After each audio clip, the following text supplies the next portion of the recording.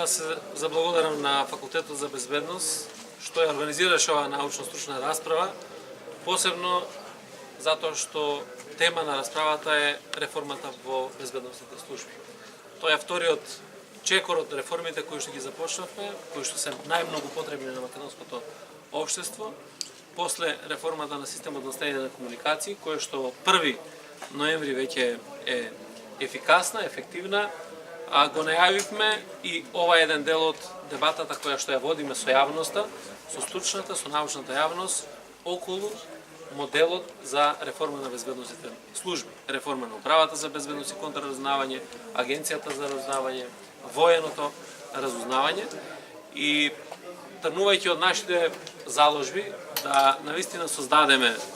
служба која што ќе биде ефикасна, служба која што ќе биде во функција на заштита на Република Македонија, заштита од криминалот, заштита на граѓаните. Сакаме денеска со експертите да поразговараме околу тоа кој е најсоодветниот модел за Република Македонија. Во обкружувањето и во Европа постојат многу модели кои што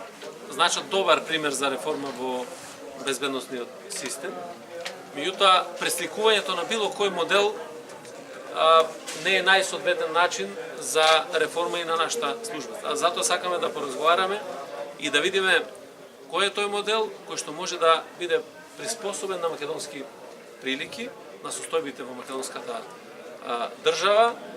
во македонското окружување, се со цел да се создаде една ваква служба и затоа очекувам дека посебно денеска, после расправата со експертите, ќе имаме појасна представа што е тоа што треба да направиме во наредниот период. Факт е дека клучен сегмент во оваа реформа треба да биде реформа во смисла на разумот, во смисла на човечкиот потенцијал кој што ќе го имаат овие служби и тука треба да се даде посебен акцент како тоа правно да се доуреди покрај тоа што ќе избереме нели и модел. Според акцијскиот план ние до 15 ноември треба да предложиме до владата на Република Македонија еден од моделите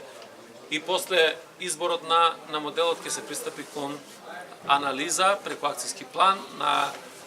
легислативата и на сите други потребни подзаконски акти кои што треба да бидат донесени во смисла на заокружување на овој процес на реформа.